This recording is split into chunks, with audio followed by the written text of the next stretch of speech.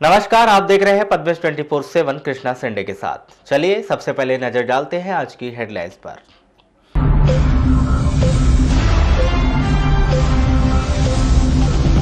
मध्य प्रदेश के कई जिलों में नहीं हुए पंचायतों के परिसीमन। अक्टूबर-नवंबर में चुनाव करवाए जाने की अटकलें तेज।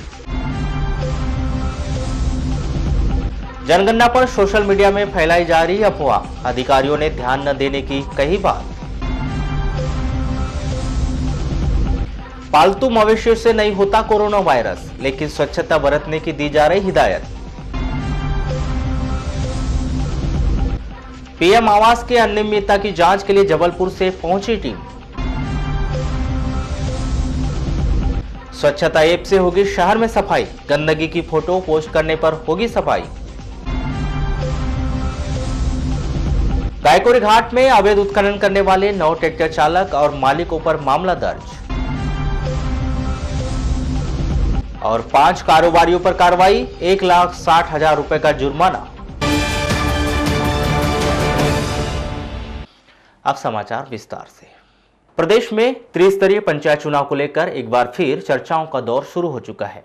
क्या पंचायत चुनाव जून 2020 में हो पाएंगे या फिर इसकी तारीख में और अधिक इजाफा होगा? जिला पंचायत प्रकोष्ठ शाखा से मिल रही जानकारी के अनुसार बालाघाट जिले के भीतर पंचायतों के परिसीमन का कार्य पूरा हो चुका है, लेकिन प्रदेश से ऐसे कई जिले हैं जहां पर पंचायतों के परिसीमन का कार्य अब तक पूरा नहीं हुआ है, जिसकी प्रक्रिया हाल ही दिनों में शुरू की जाएगी। इस प्रक्रिया के दौरान दावे आपत्ति और राज्य पत्र प्रकाशन को लेकर मतदाता सूची जारी करने तक का काम किया जाएगा। निश्चित ही इस कार्य में देरी लगने की संभावना से इनकार नहीं किया जा सकता। ऐसे में पंचायती चुनाव जून 2020 के स्थान पर अक्टूबर-नवंबर 2020 तक किए जाने की संभावना से भी इनकार नहीं किया जा रहा है। नहीं, ये केवल उन्हीं जिलों में ऐसी स्थिति निर्मित हुई है जहाँ पर नगरीय निकाय की सीमा परिवर्तित हुई है, तो उनमें उन ग्राम पंचायतों का फिर से मतलब आपका परिसीमन की कार्रवाई की जा रही है और आरक्षण की कार्रवाई की जा रही है। उससे जनपद क्षेत्र प्रभावित हुए हैं। सर, क्या अपने ज़िले में ऐसी कुछ है क्या सर? नहीं, बालाघाट जिले में ऐसी स्थिति नहीं है। तो सर संभावना क्या लग रही, कब तक होने की चल रहा है सर नगरीय निकाय? अभी तो ये जो जिलों में जो कार्रवाई चल रही है परिसीमन की, आरक्षण की, इसके बाद उन जिलों का राजपत्र में प्रकाशन होगा। इसके पश्चात मतदाता सूची पुनरीक्षण का जो कार्यक्रम अभी जारी किया है शासन ने, तो वो आपका 31 मई तक 30 मई तक वो चलेगा। उसके पश्चात ही मतलब अभी जिला पंचायत अध्यक्ष का भी मतलब आरक्षण नहीं हुआ है, वो लंबित है। इस बीच 12 मार्च 2020 को पंचायती राज का यह कार्यकाल समाप्त हो रहा है। ऐसे में जल्द ही पंचायतों में प्रशासक बैठाने की तैयारियां की जा रही है। इसी बीच बड़ी परेशानी यह भी है कि अब तक जिला पंचायत के आरक्षण की प्रक्रिया प्रदेश स्तर से पूरी नहीं की गई। सर, ये देखा जा रहा है कि अब तो कार्यकाल भी समाप्त होने वाला है इनका, 12 मार्च को समाप्त हो जाएगा। फिर ऐसे में कौन चलाएगा पंचायत? ग्राम पंचायतों का कार्यकाल इनके प्रथम सम्मेलन के तिथि के 1 दिवस पूर्व समाप्त हो रहा है 12 मार्च को। तो शासन के निर्देश अभी आने वाले हैं। 12 मार्च के पहले हम इन सभी पंचायतों में प्रशासक नियुक्त करने के लिए आदेश जारी कर देंगे। सर, ये फिर चुनाव की तारीख कब तक ऐलान हो सकती है, संभावना क्या लग रही है? चुनाव की तारीख संभवतः मतदाता सूची का अंतिम प्रकाशन के पश्चात 30 मई के पश्चात। आपको बता दें कि स्थानीय निर्वाचन के द्वारा मध्य प्रदेश के भीतर स्थानीय निकाय चुनाव और पंचायत चुनाव के लिए मतदाता सूची प्रकाशन की अंतिम तारीख 26 मई रखी गई है। इसलिए अधिकारी स्थिति के बाद ही चुनाव कराए जाने की जानकारी देते हैं। 26 मई के बाद जून माह में प्री मानसून और मानसून की बारिश के बीच चुनाव करवाए जाना वैसे भी व्यवहारिक तौर पर संभव दिखाई नहीं देता। इस बीच अन्य जिलों में परिसीमन सहित अन्य प्रक्रिया पूरी होने में समय के साथ ही अक्टूबर-नवंबर माह 2020 तक चुनावी प्रक्रिया संपन्न कराए जाने की चर्चाएं और अटकलें कहीं न कहीं कागजी आंकड़ों में सच होती दिखाई देती है। अब देखना यह है कि नगरीय निकाय और पंचायत चुनाव कब तक पूर्ण करवाए जाते हैं। नगर में सफाई की समस्या को लेकर यदि आप परेशान हैं तो अब शायद आपकी सुनवाई जल्द हो सकती है। स्वच्छ भारत मिशन के तहत शासन के द्वारा स्वच्छता ऐप शुरू किया जा रहा है। इस ऐप के माध्यम से जिसमें आप अपने एंड्रॉयड मोबाइल से फोटो खींचकर उस ऐप में डाउनलोड करेंगे, जिसके बाद यह फोटो सीधे संबंधित अधिकारी के साथ साथ वरिष्ठ अधिकारियों तक पहुंच जाएगी। ऐसा करने से उस स्थान की सफाई के विषय में संबंधित अधिकारी को अपने वरिष्ठ अधिकारी तक जानकारी और जवाब देना होगा। स्वच्छता ऐप को लेकर के स्वच्छ भारत मिशन को लेकर के कई बार हमारी मीटिंग्स हो चुकी है और कई काम भी चल रहे हैं। सबसे बड़ा हमें जो कंसर्न अभी नज़र आ रहा था वो ये था कि शहर में कई सारी गंदगी से संबंधित समस्याएं होती है और लोगों को जैसे जंगली सुअर आ जाते हैं या कुत्तों की प्रॉब्लम होती है और इस तरीके की समस्याएं हमें सीएम हेल्पलाइन और जन सुनवाई में काफ़ी सारी देखने को मिलती है। तो इसका ये तरीका है कि जब स्वच्छ भारत मिशन आया था तभी स्वच्छता ऐप भी लॉन्च हुआ था। उसमें यही है कि आप अपना नंबर डालिए और आपको जो भी समस्या है वो आप फ़ोटो खींच करके भेजिए तो संबंधित नगर पालिका और संबंधित विभाग को चली जाएगी। लेकिन बालाघाट में इसका अभी तक देखा गया कि बिल्कुल भी डाउनलोडिंग नहीं हुई है, जिस वजह से सीएम हेल्पलाइन में और जन सुनवाई में इस तरीके की समस्याएं आ रही हैं। आपको बता दें कि सीएम हेल्पलाइन और जन सुनवाई में बीते कुछ महीनों के दौरान सबसे अधिक शिकायतें सफाई नहीं होने से संबंधित दर्ज करवाई गई है। इस बात को देखते हुए नगर पालिका परिषद के द्वारा गुरुवार को सफाई ऐप को आम जनता तक पहुंचाने और इस बात की जानकारी देने के लिए अभियान शुरू किया गया है। तो आज नगर पालिका की आपसे यही कोशिश रहेगी कि पूरा जितना ज़्यादा हम एडवर्टीजमेंट कर सकें, जितना लोगों के घरों तक इस ऐप को पहुंचा सके उतनी ज़्यादा हम लोगों की कोशिश रहेगी। और इसीलिए तो पूरे बालाघाट निवासियों से मेरा भी ये निवेदन है कि स्वच्छता ऐप आपके प्ले स्टोर से आपके एंड्रॉयड फ़ोन में डाउनलोड करिए। सिंपल सी प्रोसीजर है, आप प्ले स्टोर से डाउनलोड करेंगे, उसके बाद आपको नंबर डालना होगा और उसके बाद आपको 3 ऑप्शंस मिलेंगे, जिसमें सबसे होगा कि आप अपनी कंप्लेंट पोस्ट करें। तो पोस्ट कंप्लेन करने के लिए आप उस पर क्लिक करेंगे तो आपको फ़ोटो खींच कर डालनी होगी, जो भी आपकी समस्या है उसका डिस्क्रिप्शन लिखिए और वो आपको नगर पालिका तक पहुंचा दी जाएगी आपकी समस्या, और वो 24 घंटे से लेकर वर्ष 2021 में होने वाली जनगणना से पहले जनगणना के विषय को लेकर सोशल मीडिया पर कई तरह की भ्रांतियां फैलाई जा रही है। इस विषय पर जब पद्मेश न्यूज की टीम ने बालाघाट जिले की जनगणना प्रभारी डिप्टी कलेक्टर राजीव श्रीवास्तव से चर्चा की तो उन्होंने 2 टूक शब्दों में कह दिया कि अब तक जनगणना के विषय में कोई भी कॉलम तय नहीं किया गया है और अभी जनगणना शुरू होने में लगभग 1 वर्ष का समय है, इसलिए किसी भी तरह की भ्रांतियों पर कोई ध्यान न दे। आपको बता दें कि सोशल मीडिया में जनगणना का एक विशेष कॉलम भेजा जा रहा है जिसमें यह अंकित किया जा रहा है कि जनगणना के कॉलम में अनुसूचित जाति, जनजाति, अनुसूचित जाति और सामान्य वर्ग का कॉलम तो है, लेकिन इसमें ओबीसी यानी अन्य पिछड़ा वर्ग का कॉलम शामिल नहीं किया गया है। यह खबर तेजी से वायरल हो रही है और इसके माध्यम से ओबीसी वर्ग के लोगों को आंदोलित करने की तैयारी की जा रही है। जांच में इस बात का खुलासा हो रहा है कि सोशल मीडिया पर चल रही खबर पूरी तरह से भ्रमित करने वाली है, जिसकी पुष्टि जिले के जनगणना अधिकारी राजीव श्रीवास्तव के द्वारा की जा रही है। इसलिए ओबीसी वर्ग के लोगों को किसी भी तरह आंदोलित या भ्रमित होने की कोई जरूरत नहीं है। प्रधानमंत्री आवास योजना के लिए शासन के द्वारा देरी से ही सही लेकिन तीसरी किस्त जारी कर दी गई है। जिला पंचायत से मिल रही जानकारी के अनुसार 9000 से अधिक हितग्राहियों को किस्त जारी करने में लगातार देरी हो रही थी, जिसे शासन ने जारी कर दिया है। लगभग 1 माह का समय व्यतीत हो चुका था और किस्तें नहीं डल पा रही थी, लेकिन आज से क्रेडिट होना चालू हो गया। 2 दिन पहले एफटीओ शुरू हो गए थे शासन लेवल से और आज से हितग्राहियों के खाते में पैसे जाना चालू हो गए। मैडम, ये नए बजट का है क्या पुरानी चल रही है? नए बजट का अभी ये जो राशि जारी हो रही है ये वर्ष 19-20 वित्तीय वर्ष की राशि है। नया जो लक्ष्य है वो अप्रैल में आएगा, उसके बाद ही नए सत्र की राशि आएगी। कितना आवंटन जारी हुआ? बंटन हिसाब से 1 लाख पर आवास है, उस आधार पर मतलब 1,30,000 रुपये प्रधानमंत्री आवास के जारी होते हैं और साथ ही लगभग 16,000 रुपये मनरेगा की मजदूरी की राशि हम लोग दे रहे हैं। कितने लोगों को जारी कर रहे हैं? अब तक लगभग 9,710 लोगों को हम लोग पहली किस्त जारी कर चुके हैं और 9,300 लगभग की दूसरी किस्त जारी कर चुके हैं और जिले में अभी तक हमारे लगभग 5,500 आवास पूर्ण हो चुके हैं। अपनी विभिन्न मांगों को लेकर भारतीय मजदूर संघ के आह्वान पर 38 संगठनों ने मोर्चा खोलते हुए अपनी आवाज बुलंद की। नगर के बस स्टैंड में धरना प्रदर्शन कर कमलनाथ सरकार को उनके द्वारा किए गए वादों को याद दिलाया। इसके पश्चात तमाम कर्मचारियों के द्वारा विशाल रैली निकाली गई, जिसमें सैकड़ों की संख्या में कर्मचारियों ने हिस्सा लिया। यह रैली नगर के प्रमुख मार्गों का भ्रमण करते हुए कलेक्टर कार्यालय पहुंची, जहां उन्होंने मुख्यमंत्री के नाम जिला प्रशासन को ज्ञापन सौंपा। वहीं सुरक्षा के लिहाज से पुलिस प्रशासन के द्वारा चाक चौबंद व्यवस्था रखी गई। इस दौरान प्रमुख चौराहों में जाम की स्थिति भी नजर आई। चालू करनी होगी।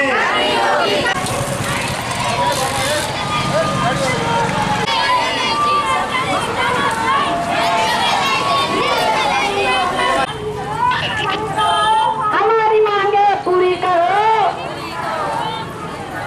वरना कुर्सी खाली करो, खाली करो, खाली करो।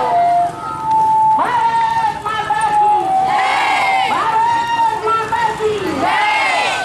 मजबूत बना भाई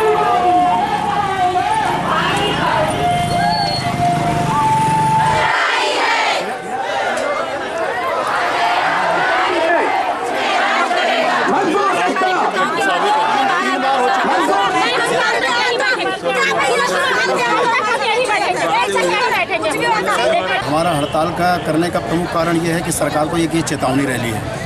इस चेतावनी रैली के माध्यम से हम मध्य प्रदेश सरकार को ये अवगत कराना चाहते हैं कि कमलनाथ जी ने चुनाव के पहले एक वादा किया हुआ था कि हमारे जितने भी कर्मचारी साथी हैं जो दैनिक वेतनभोगी कर्मचारी हैं, जो हमारे स्व सहायता समूह की रसोइया बहनें हैं, आशा कार्यकर्ता हैं और जो आउटसोर्सिंग है और भी जो हमारे जो कर्मचारी हैं, प्रेरक साथी हैं, वो संविदा कर्मचारी हैं, तो ये सभी जो कर्मचारी हैं इनको सरकारी कर्मचारी घोषित करने का उन्होंने वादा किया हुआ था। लेकिन आज तक जो है कमलनाथ जी की सरकार को 1 साल हो गए। 1 साल में कमलनाथ जी ने किसी प्रकार का जो है मजदूरों पर किसी प्रकार की सुध नहीं ली और न ही उनको उनके जो मांगे जो पूर्ण करने का वचन दिया हुआ था उस पर कोई सकारात्मक निर्णय नहीं लिया गया, जिसके कारण पूरे भारत मध्य प्रदेश के जो है लाखों मजदूरों में आक्रोश जन आक्रोश व्याप्त है, जिसके कारण जो है आज मजबूरी में भारतीय मजदूर संघ के बैनर तले जितने भी हमारे जो संबंधित संगठन हैं उनके हजारों कर्मचारी आज हड़ताल पर हैं। हड़ताल पर वन विभाग के द्वारा सागौन वृक्षों की संख्या बढ़ाने के लिए कारगर कदम उठाए जा रहे हैं ताकि पर्यावरण को और भी बेहतर बनाया जा सके। इसी कड़ी में बालाघाट स्थित नर्सरी में करीब 1 लाख सागौन की नर्सरी तैयार की जा रही है। इसके बाद पौधों को जिले के विभिन्न विकास खंडों में अभियान चलाकर रोपित किया जाएगा। अच्छा, यहाँ पर अब काम चालू हो गया है क्या नर्सरी लगाने का? नहीं, अभी तो नहीं हुआ है। यानी क्या चल रहा है अभी? तैयारी चल रही है? हाँ, तैयारी चल रही है। किस प्रकार की तैयारी हुई है अभी? हाँ, तैयारी अभी क्या है, पोल्यूशन भरा है। कितने करीब भरा है इसमें? अब होंगे ये 51 लाख करीब। कितने? 1 लाख? हाँ, थैली है। अच्छा, थैली तैयार हो गई है। हाँ। तो थैली कैसे बनाते हैं? इसमें क्या खाद वाद डालते हैं? मिट्टी डालते हैं। अच्छा, खाद वाद डालते हैं सब। अच्छा, तो इसमें कौन कौन से पौधे लगाए जाएंगे? अभी तो मालूम नहीं सर कौन से पौधे लगाए जाते हैं। फिर भी कौन से लगाते हैं, कुछ तो आइडिया होगा? अभी तो पता नहीं अब क्या डालते हैं उसमें तो। अच्छा, बांस के भी डालते हैं क्या पौधे? बांस के भी लगाते हैं। और अभी नर्सरी में अपने पास कौन कौन से पौधे उपलब्ध हैं अभी?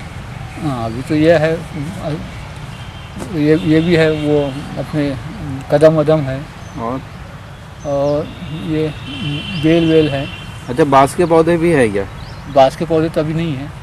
अच्छा, बांस के पौधे नहीं है। हाँ, थोड़े बहुत कहीं होंगे। वहीं इस मामले में दूरभाष पर चर्चा के दौरान रेंजर श्री भलावी ने बताया कि बजट आने के बाद नर्सरी का कार्य एक बार पुनः आरंभ कर दिया गया है, जिसके तहत करीब 1 लाख सागौन के पौधों को तैयार किया जा रहा है। शासन के निर्देश के तहत जिले में आर्थिक गणना कार्य कॉमन सर्विस सेंटर के माध्यम से कराया जा रहा है। आदिवासी अंचलों में नेटवर्किंग की समस्या के बावजूद टीम के द्वारा 80% सर्वे किया जा चुका है। आपको बताया कि 2 सितंबर से आर्थिक जनगणना आरंभ की गई थी, जिसे 31 मार्च तक पूरे किए जाने का लक्ष्य दिया गया है। 7वीं आर्थिक गणना का कार्य जिले में संचालित है। ये CSC के माध्यम से इसका सर्वे कार्य किया जा रहा है। इसमें खास तौर पे घर में संचालित उद्यम और घर के बाहर संचालित उद्यमों की गणना की जा रही है। अभी तक लगभग 75 से 80% के बीच कार्य हो चुका है जिले में और इसमें कोई विशेष समय समय पे तकनीकी समस्याएं आती हैं जो कि ऐप के माध्यम से हो रहा है, तो उसका फिर निराकरण हो जाता है। लेकिन सर, जैसे कि काफ़ी कुछ ऐसे क्षेत्र है जैसे भैया गुस्सा और ये वाला जो क्षेत्र है लाने, यहाँ पर नेटवर्किंग की प्रॉब्लम काफ़ी देखी जाती है, क्योंकि ये जो गणना है टोटल डिजिटल है, मैनुअली नहीं है। तो इसमें किस प्रकार से फिर मैनेज किया जाता है? उसमें नहीं, बाहर आके फिर कर लेते हैं उसको, वहाँ की जानकारी लाकर फिर कर रहे हैं इस प्रकार से। अच्छा सर, अभी आंकड़े क्या हैं, कितनी पंचायतें हुई हैं ऐसे एलेवन में? इसमें 2 स्तर पे मतलब अपने इसको समझ सकते हैं। ग्रामीण क्षेत्र में अपने पास 690 में से 484 ग्राम पंचायतों का हो चुका है और 20 अपने नगरी हैं, निकाय हैं, क्षेत्र हैं। आर्थिक गणना का उद्देश्य है बेसिकली कि लोग कितने स्वरोजगार उत्पन्न कर रहे हैं, लोग कितने स्वयं डिपेंडेंस हैं, ये सब आर्थिक गणना का उद्देश्य है। और दूसरा उद्देश्य है कि जो व्यक्ति अपना छोटा मोटा व्यवसाय कर रहे हैं उनको कैसे उनको प्रोत्साहित करें और वो अपने व्यवसाय को अच्छे ढंग से चला पाएँ। अच्छा, जो अभी आपको टारगेट दिया गया है 690 पंचायतें जिले में, तो जो टारगेट आपको मिला है तो उसमें कहाँ तक आप अपने टारगेट तक पहुँच पाए? सर, हमारा टारगेट लगभग 80% टारगेट हो चुका है सर, और संभवतः सर 8-10 दिन में हमारा पूरा टारगेट कंप्लीट हो जाएगा। अच्छा, ये रिपोर्ट अभी तक आपने जो फर्स्ट फेज था जी सर, SL1, तो क्या इसको रिपोर्ट सबमिट किया है आपने? जी सर। तो इसमें अभी जो 20% है तो इसके लिए क्या तय किया है? इसके लिए सर कुछ PLE हमारे ऐसे हैं जिन्होंने काम करना छोड़ दिया है या फिर उनको कुछ दिक्कतें हो रही है, उनसे हम सतत संपर्क में हैं। तो जो PLE काम जिला मुख्यालय से लगी हुई भरवेली पंचायत में सरपंच पद को लेकर घमासान कम होने का नाम नहीं ले रहा है। जबलपुर हाईकोर्ट ने एक बार फिर पूर्व में हटाई गई सरपंच किरण मस्कोले को सरपंच पद पर बहाल करने का आदेश जारी किया है। इस विषय पर सरपंच प्रतिनिधि अमर सिंह मस्कोले ने पूरी जानकारी इस प्रकार से दी। जबलपुर उच्च न्यायालय हाईकोर्ट द्वारा जज के द्वारा जो आदेश हुआ है 3 मार्च 2020 को किरण सरपंच पद को पुनः बहाल करते हुए, मुक्त करते हुए फिर से सरपंच पद को देने का आदेश पारित किया गया हाईकोर्ट द्वारा। क्या उनके जो आरोप लगे थे भ्रष्टाचार के उसको निराकरण किया गया है? शिकायतकर्ता द्वारा जो बेबुनियाद आरोप लगाया गया था, न्यायालय के द्वारा वो बेबुनियाद शिकायतों को न्यायालय द्वारा खारिज करते हुए किरण मस्कोले जी को पुनः सरपंच पद का आदेश पारित किया गया, जिसकी कॉपी अपन ने जिला पंचायत मुख्य कार्यपालक अधिकारी बालाघाट, कार्यालय कलेक्टर बालाघाट को और जनपद पंचायत बालाघाट को इसकी कॉपी दे दी गई। तो क्या अभी किरण मस्कोले को पुनः सरपंच पद दिए जाने का आदेश यहाँ से निकल पाएँ या कब तक निकल पाएंगे? वो हमने अपने तरफ से कॉपी दे दी है। उनका न्यायालय का काम है कि जितने जल्द से जल्द उसको आदेशों का, न्यायालय का आदेशों का पालन करें। मंसूरी वेलफेयर सोसाइटी जिला बालाघाट के द्वारा अंजुमन इस्लामिया कमेटी बालाघाट के सदर बनने पर सुभान मंसूरी का सम्मान किया गया। बैयर रोड स्थित अंजुमन शादी हॉल में यह कार्यक्रम बुधवार की रात्रि को आयोजित किया गया था। इस दौरान बड़ी संख्या में मुस्लिम धर्मावलंबी व अन्य लोग उपस्थित रहे।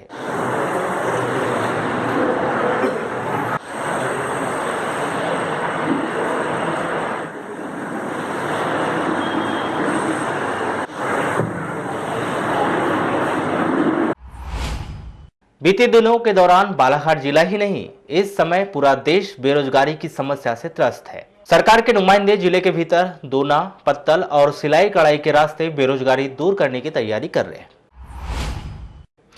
इस विषय पर विधानसभा उपाध्यक्ष शीना कावरे बताती है कि लोकल स्तर पर सरकार महिलाओं को सिलाई कढ़ाई की ट्रेनिंग देकर और सिलाई मशीन देकर रोजगार दे रही है। वहीं स्थानीय साधनों के आधार पर पत्तल दोने जैसे छोटे उद्योग लगाने हेतु प्रयासरत है।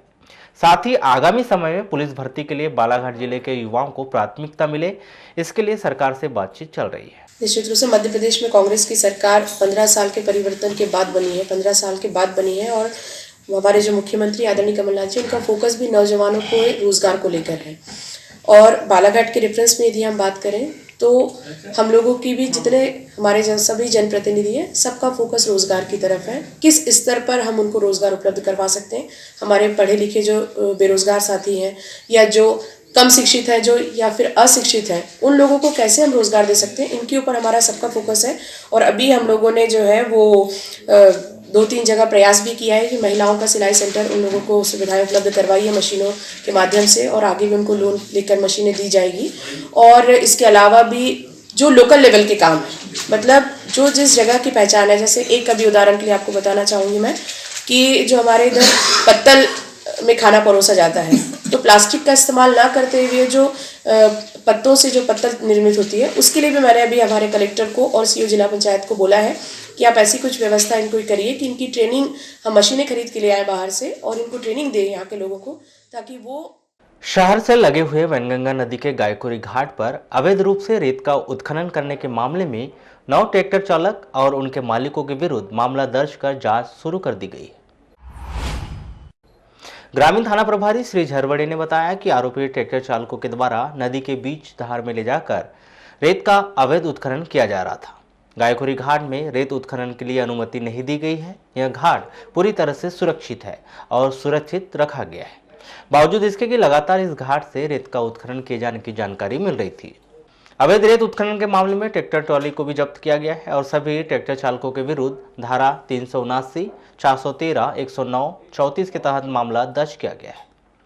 आपको बता दें कि लगातार अवैध परिवहन की जानकारी मिलने पर स्वयं कलेक्टर दीपक आर्य, पुलिस अधीक्षक अभिषेक तिवारी दल बल के साथ मौके वारदात पर पहुंचे और कार्रवाई की गई। प्रशासन के हमले को देखकर ट्रैक्टर चालकों में भगदड़ मच गई और वहां बीच नदी में ट्रैक्टर छोड़कर फरार हो गए। पुलिस के द्वारा सभी ट्रैक्टरों को ग्रामीण थाना में जब्त कर खड़ा करवा दिया गया है।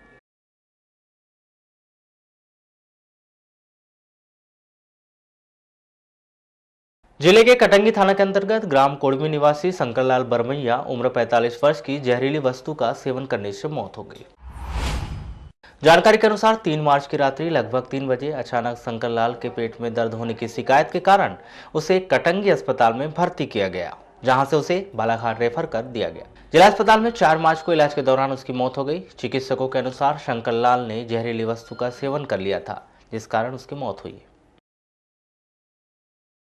एक दिन पहले पद्मेश न्यूज ने शहर के वार्ड नंबर 3 और वार्ड नंबर 10 में पानी निकासी सहित अन्य मूलभूत सुविधाओं की खबर को प्रमुखता से प्रकाशित किया था, जिसके बाद नगर पालिका परिषद के उपयंत्री अंशिका राजपूत सहित अन्य अधिकारी कर्मचारियों ने गुरुवार को वार्ड नंबर 3 और 10 का निरीक्षण कर जेसीबी के माध्यम से जल्द पानी की निकासी किए जाने की योजना बनाई।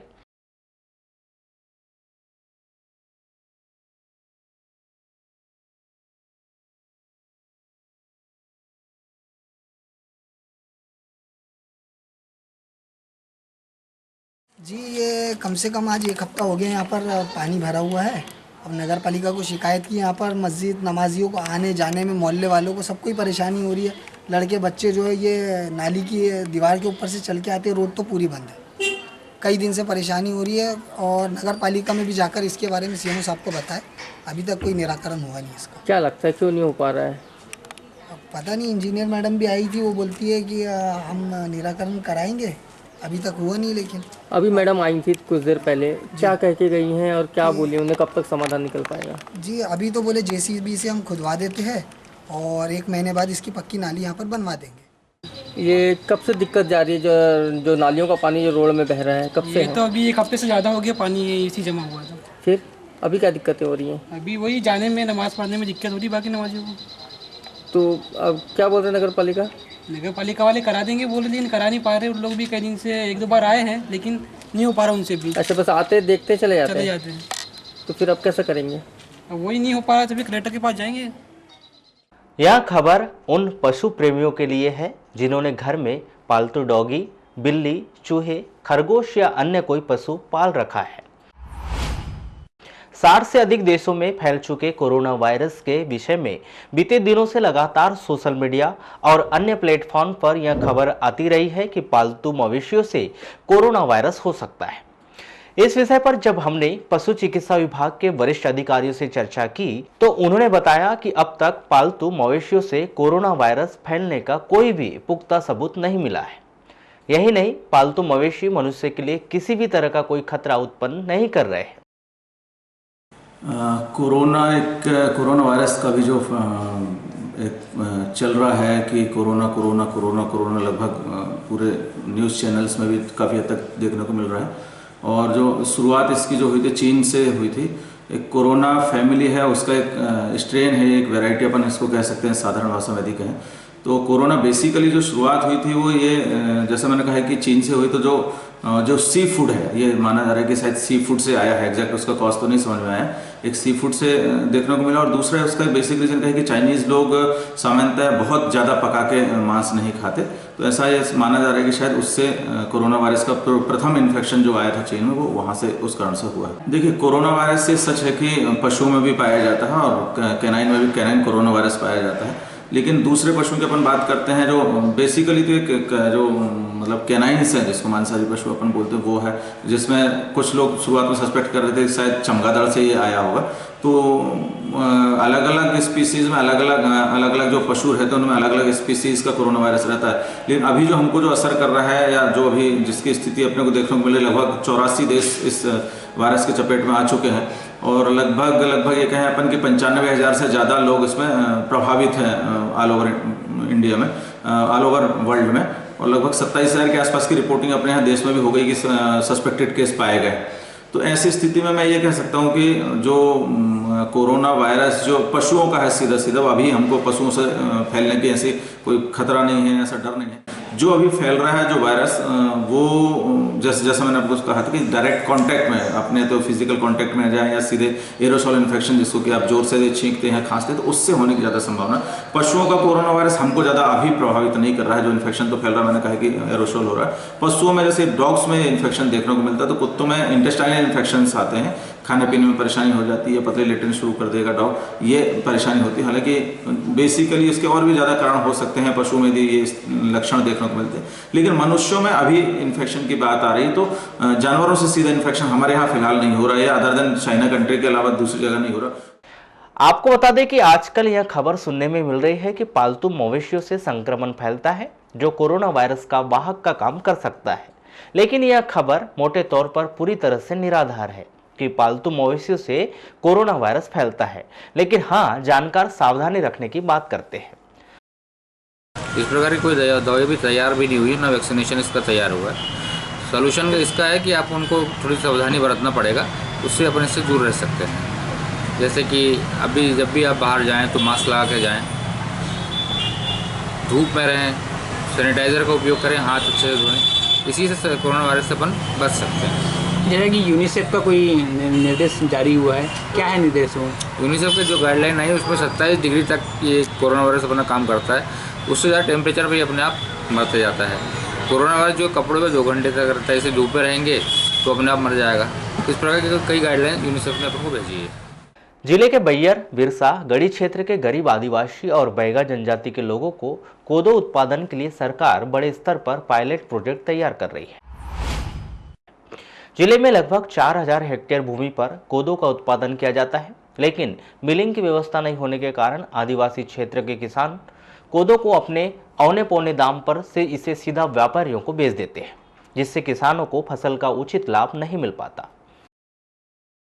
अभी हमारे ज़िले में लगभग 3 से 4,000 हेक्टेयर में कोदो कुटकी का बोनी होती है और इसको जो बड़े व्यापारी लोग हैं ये सीधा खरीद लेते हैं, कोदो ही खरीद लेते हैं और सीधा उसको मिलिंग करके या तो बॉम्बे भिजवा देते हैं या फिर कहीं बाहर भिजवा देते हैं। लेकिन जो हमारा किसान जो है उसको अपनी उपज का सही पैसा नहीं मिल पाता है। अगर वो कोदो की जगह उसका चावल बना के अगर बेचेगा तो उसको ज़्यादा पैसा मिलेगा और इसके लिए अब हमारी विभाग भी एक योजना बना रहा है। NFS योजना के अंतर्गत मिलेट्स वो हमारे ज़िले में इंट्रोड्यूस कर रहे हैं। इस साल से आगामी खरीफ से ये चालू हो जाएगी। वर्तमान समय में तकनीकी रूप से दक्ष नहीं होने की वजह से कोदो उत्पादन के दौरान महज प्रति एकड़ 7 क्विंटल उत्पादन होता है, लेकिन उन्नत किस्म के बीज से इसका उत्पादन 12 क्विंटल प्रति एकड़ तक लिया जा सकता है। पायलट प्रोजेक्ट के तहत 50 किसानों के बीच एक मशीन दे दी जाएगी, जिससे वह कोदो से चावल निकालेंगे और उसे सरकार या फिर अपने अनुसार उचित दाम पर बाजार में किसान बेच सकते हैं।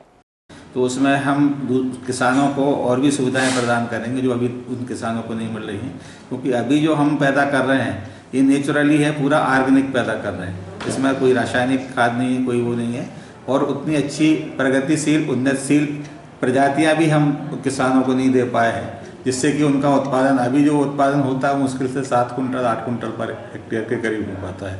लेकिन अच्छी वैरायटियाँ कोदो में आ चुकी हैं जो कि 10 से 12 कुंटल पर हेक्टेयर तक इसमें ईल्ड देते हैं। तो उन वेराइटीज़ को भी हम इंट्रोड्यूस करेंगे, उनको पॉपुलर करेंगे, ज़्यादा से ज़्यादा किसानों को हम बंटवाएंगे और उनसे ही छोटे छोटे ग्रुप में बना के हम मिलिंग मशीन दे के उनका कोदों से चावल बनवाएंगे।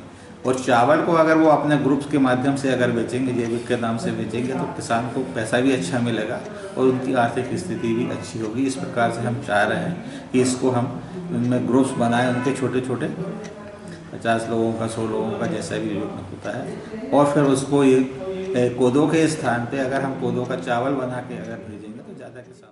अब वक्त हो चुका है एक छोटे से ब्रेक का, बने रहिए हमारे साथ। देश और दुनिया का सच उजागर करता है बालाघाट एक्सप्रेस, एक अखबार संपूर्ण परिवार। खबर चाहे कुर्सी की हो या अच्छे विचारों की या देश में हो रहे भ्रष्टाचार की, खबर चाहे विदेश की हो या आपके कैरियर की, बॉलीवुड ग्लैमर हो या व्यापार जगत की, व्यापारी से लेकर कर्मचारी तक, चाहे खबरें हो ग्रामीण क्षेत्रों की जैसे वाराणसी, लालबर्रा, लांजी, बैहर की, जिले के छोटे से लेकर बड़ी खबरों के लिए सच की तह तक जाने का जज्बा, Balaghat express and Padmesh media को।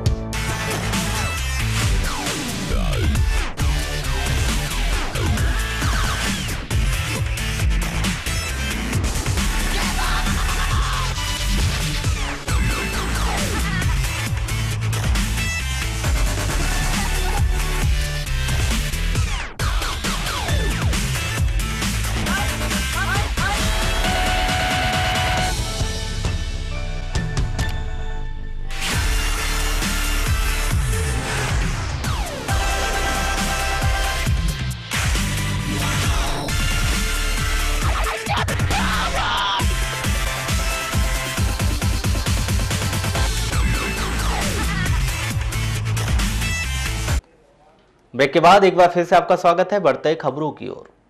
खाद्य सुरक्षा एवं मानक अधिनियम का उल्लंघन कर बगैर पंजीयन के खाद्य सामग्री का कारोबार करने वाले 5 कारोबारियों पर अपर कलेक्टर न्यायालय के द्वारा 1,60,000 रुपए का जुर्माना लगाया गया है।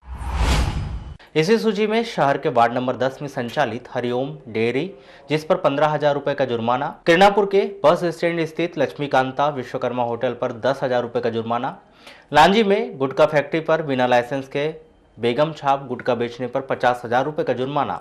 इसी तरह निमटोला लांजी में मां वेयर हाउस कॉरपोरेशन के गोदाम में अमानक स्तर के चावल मिलने पर 25,000 रुपए का जुर्माना लगाया गया। आम जनता को मिलावट रहित शुद्ध खाद्य सामग्री प्राप्त हो सके, इसके लिए जिले में कलेक्टर दीपक आर्य के निर्देश पर खाद्य सुरक्षा मानक अधिनियम का कड़ाई से पालन सुनिश्चित किया जा रहा है और शुद्ध के लिए युद्ध अभियान चलाया जा रहा है। इस अभियान के अंतर्गत 5 मार्च 2020 को बालाघाट के सुभाष चौक स्थित शारदा ट्रेडर्स पर छापामार कार्रवाई की गई। बालाघाट में सुभाष चौक शीतला मंदिर के पास स्थित शारदा ट्रेडर्स प्रतिष्ठान का निरीक्षण किया गया।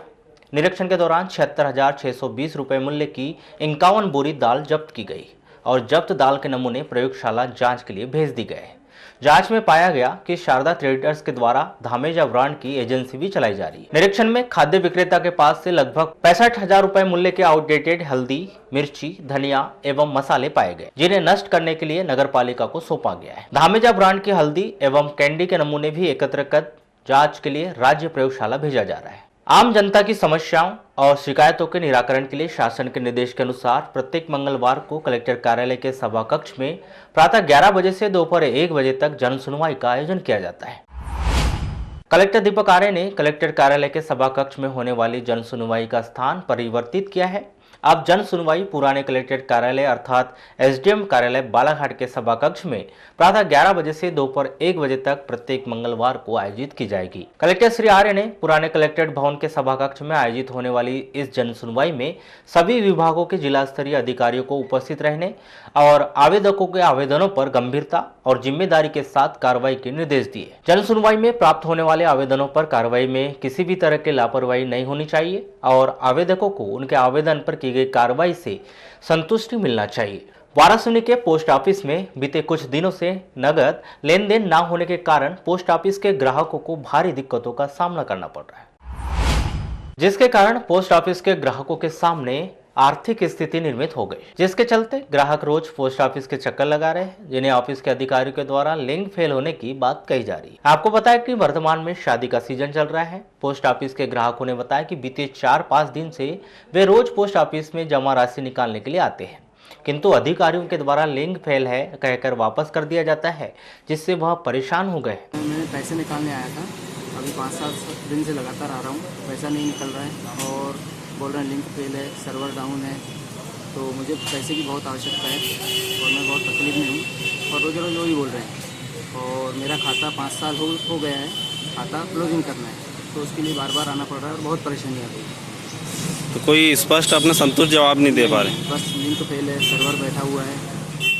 ये पैसे निकालने आया था पोस्ट ऑफिस से। कितने दिन से आ रहे हैं आप करीब? काफ़ी लोग रोज आ रहे हैं, रोज बोलते मशीन आ रही है, मशीन आ रही है, मशीन खराब हो रही है। आपने चर्चा की है क्या अधिकारी से अंदर? अभी कुछ क्या है, मशीन आ जाएगी बोल रहे हैं। तो मशीन अभी खराब है बोल रहे हैं? आज 6 दिन से वही बोल रहे हैं कि अभी अपने लिंक वगैरह अपने व्यस्त चल रही है। मशीन खराब होता है। पद्मेश से दूरभाष पर चर्चा के दौरान सब पोस्ट मास्टर LN पारधी ने बताया कि पोस्ट ऑफिस में लेन देन छोड़कर सभी प्रकार की सुविधाएं जारी है और लेन देन की सुविधा को भी जल्द प्रारंभ कर दिया जाएगा। बीते दिनों पोस्ट ऑफिस का नेटवर्क सिस्टम खराब हो जाने के कारण NPS 1 व NPS 2 दोनों लाइनें खराब हो गई है, जिस कारण लेन देन बंद है, जिसे सुधारने के लिए भोपाल बात की गई है, जो जल्द ही प्रारंभ कर दी जाएगी। होली के इस महापर्व को लेकर जिले में हर्षोल्लास का माहौल व्याप्त है। होली के इस प्रमुख त्योहार को अब सिर्फ 3 दिन बचे हुए हैं। होली को अब करीब देखते हुए नगर में जगह जगह रंग गुलाल और होली में बिकने वाली सामग्रियों की दुकानें सज चुकी हैं। हालांकि इन दुकानों में फिलहाल भीड़ काफी कम नजर आ रही, लेकिन नगर में लगाई गई यह दुकानें लोगों को अपनी ओर आकर्षित करते दिखाई दे रही है। रंगों के महापर्व होली को लेकर नगर के बाजार गुलजार है। सोमवार 9 मार्च को होलिका दहन एवं दूसरे दिन मंगलवार को रंग पर्व मनाया जाएगा। इसी को लेकर नगर के विभिन्न स्थानों में सजी यह दुकानें आकर्षण का केंद्र बनी हुई है, जहां हाईटेक पिचकारी, तरह तरह के मुखौटे, रंग गुलाल सहित अन्य सामग्रियों की बिक्री हो रही है। इस वर्ष कोरोना वायरस के चलते चीनी सामग्रियां इन बाजारों से दूर है और केमिकल युक्त कलर भी बाजार से नदारद है। वहीं रंगों के इस महापर्व में शामिल होने के लिए जिले से पलायन कर गए लोग पुनः वापस आने लगे हैं, जिसके चलते बस स्टैंड और रेलवे स्टेशनों में यात्रियों की काफी भीड़ देखी जा रही है। व्यापार तो अभी उठने में टाइम ही है, लगा रहे तो है सब दुकानें, मान लगेगी जब समझ में आएगा व्यापार में कुछ। अच्छा, एक हिसाब से इस बात तो सबसे बड़ी बात ये कि चाइना बंद करके हमारे लिए बहुत अच्छा हुआ है। अच्छा, क्या फ़र्क पड़ रहा था चाइना के आने से? चाइना के उसमें ऐसा था कि रेट में भी फ़र्क था और कुछ उसमें टूट की भी ऐसी थी कि टूटते थे तो ग्राहक वापस ही लाते थे। इसमें कोई भी ऐसी शिकायत वाला मौका नहीं है इसमें। अच्छा, चाइना के आइटम बंद होने से फ़ायदा हुआ है। हाँ। अच्छा, ये क्यों बंद किया है ऐसा कुछ? अब उसके लिए तो अब ऊपर ही मालूम उनको क्यों बंद करवाया, कोई रिएक्शन अगर कोरोना वायरस के चलते भी ऐसा कुछ है क्या? इसी की वजह से भी हुआ है। अच्छा, इस बार नया में क्या है? नए में पता नहीं, पॉपी वगैरह आए हैं, मोदी क्या है अपना टी-शर्ट वगैरह आई है, लाइटिंग आई है, लाइट वाली, बहुत से आइटम आए जो नए नए अभी बार। बालाघाट में चल रहे आर्ट ऑफ लिविंग के आनंद अनुभूति शिविर में होने वाले सुदर्शन क्रिया, ध्यान, योग व श्री श्री द्वारा प्रदत्त ज्ञान का अनुभव शिविरार्थी कर रहे हैं। प्रशिक्षक अरविंद बालपांडे ने बताया कि चित्त को शांत और मन प्रसन्न करने वाले प्रोग्राम बालाघाट के स्थानीय एक होटल में चल रहा है, जहां 70 से अधिक प्रतिभागी भाग ले रहे हैं, जिन्हें शारीरिक व मानसिक विकास आदि समस्याओं से लड़ने की आत्मशक्ति हेतु विशेष तौर पर सुदर्शन क्रिया व ध्यान प्राणायाम सिखाया जा रहा है, जो कि बहुत ही प्रभावी है। हमारे जीवन में सांसों का कितना महत्व है वह इस शिविर के माध्यम से बताया व सिखाया जा रहा है। आर्ट ऑफ लिविंग की ओर से हैप्पीनेस कोर्स बालाघाट में हो रहा है। हैप्पीनेस कोर्स से आप तनाव से मुक्ति पाते हैं और शरीर में तंदुरुस्ती आती है, मन आपका शांत होता है, निरोगी होता है शरीर और अपने जीवन में आनंद की अनुभूति करते हैं। सुदर्शन क्रिया के द्वारा ये सब सहजता से ही होता है और अपने अपने जीवन का दर्शन होता है। तो जीवन शांत हो गया, मन शांत हो गया, शरीर शुद्ध हो गया। अब अपने आप को कैसे मिले? तो सहज समाधि ध्यान के माध्यम से जो आपको एक बीज मंत्र मिलता है, जो सिर्फ आप ही के लिए होता है, वो मंत्र के द्वारा ध्यान में उतरने की एफर्टलेस कोई भैया तहसील। क्या नाम है आपका? रूप सिंह मरकाम। कहाँ गए थे काम करने? मलारसा। मलारदा कहाँ आता है? छत्तीसगढ़? नहीं, अपने महाराष्ट्र में। अभी लौट रहे हैं? आपके अब त्यौहार है इसलिए लौट रहे हैं? होली के पर्व को लेकर? जी। अब कब जाएंगे? होली के बाद जाएंगे तो जाएंगे, नहीं जाएंगे तो मुँह गिनेंगे, मुँह चुनेंगे। अच्छा, तो यहाँ मजदूरी नहीं मिलती क्या? यहाँ काम नहीं मिलता क्या? काम मिलता है सर हमको, बाकी हमको वो रेट नहीं पूरा आता है। हम है भांग ऊपर काम करते 500 के भी काम कर लेते हैं रोजी में, 600 की 700 की रोजी कर लेते हैं। यहाँ नहीं मिलती। लालगोला के शासकीय स्नातक महाविद्यालय में 5 मार्च को 10वां वार्षिक स्नेह सम्मेलन आयोजित किया गया। इस दौरान ललित कला, साहित्यिक गतिविधियां एवं विद्यार्थी सम्मान समारोह संपन्न किए गए। इसके पश्चात दोपहर 3 बजे से सांस्कृतिक कार्यक्रम व पुरस्कार वितरण किया गया। माननीय श्री विश्वेश्वर भगत जी को जो हमारे अतिथियों का स्वागत होता है, वंदन होता है कि हम सब कॉलेज लाइफ से आए, जोरदार तालियों से स्वागत करें।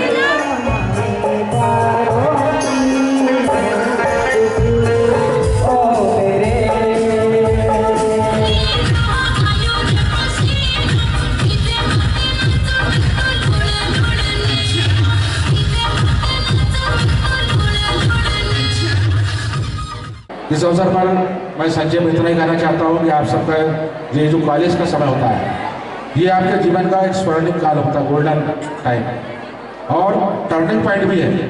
आज इस यहाँ पर जो आप लोग साथ में रह रहे हैं, साथ में रहने का अनुभव, एक दूसरे से सीखने का अनुभव और कॉलेज में सारी खेलकूद गतिविधियाँ, सांस्कृतिक गतिविधियाँ, ये हमारे आत्मविश्वास को बढ़ाती है और ये बताती है कि जीवन के संघर्ष में अकेले पढ़ाई से कुछ नहीं होने वाला है। आपको मंच पे भाग भी लेना चाहिए। सांस्कृतिक कार्यक्रम में हर बच्चे के अंदर एक कलाकार होता है, उस कला की प्रतिभा को भी सामने लाना चाहिए। इस मंच पर आने पर जो आत्मविश्वास बढ़ता है, वो आत्मविश्वास आपको जिंदगी में हर जगह सफलता दिला सकता है। तो है, लेकिन एक सफल बिजनेसमैन भी है और हमको पूरा विश्वास है कि हमारे युवा जो इस अवस्था में है वो आगे जब अपने कॉम्पिटिटिव एग्जाम देंगे, कई सारे अभी वैकेंसीज निकलने वाली है जिसके लिए आपको तैयार होना है। और तैयार होने का मतलब अच्छे परसेंटेज लाना कहीं नहीं होता। अगर आपके अंदर कितनी भी योग्यता है, कितनी भी आपके अंदर काबिलियत है, जब तक आप उसको दिखाओगे नहीं, आप अपने अंदर की क्षमताओं को बाहर नहीं लाओगे, तब तक सिलेक्ट होने में बहुत दिक्कत जाएगी। इसलिए आप सबसे कहना चाहती हूँ कि अपने आप को कॉम्पिटिशन के लिए तैयार करें। आज हम 2020 में हैं। 2019 में जिन्होंने दाखिला लिया है, एडमिशन लिया है, वह बेच प्रारंभिक बेच होगी और पता नहीं जब यहाँ अकेले बीए था, इनमें से कितने बच्चे यहाँ से अपनी पढ़ाई पूरी करके, हमारी बेटियां, हमारी महिलाएं, हमारे बेटे यहाँ का विद्यार्थी जीवन को पूर्ण करने के बाद महाविद्यालय। चलते चलते एक नजर आज के हेडलाइंस पर एक बार फिर।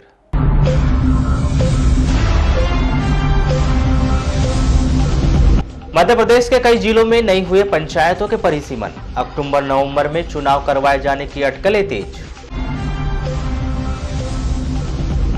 जनगणना पर सोशल मीडिया में फैलाई जा रही अफवाह, अधिकारियों ने ध्यान न देने की कही बात। पालतू मवेशियों से नहीं होता कोरोना वायरस, लेकिन स्वच्छता बरतने की दी जा रही हिदायत। पीएम आवास के अनियमितता की जांच के लिए जबलपुर से पहुंची टीम। स्वच्छता ऐप से होगी शहर में सफाई, गंदगी की फोटो पोस्ट करने पर होगी सफाई। गायकोरी घाट में अवैध उत्खनन करने वाले 9 ट्रैक्टर चालक और मालिकों पर मामला दर्ज और 5 कारोबारियों पर कार्रवाई, 1,60,000 रुपए का जुर्माना। तो पद्मेश 24/7 में बस इतना ही। बने रहे हमारे साथ, तब तक के लिए दीजिए इजाजत। नमस्कार।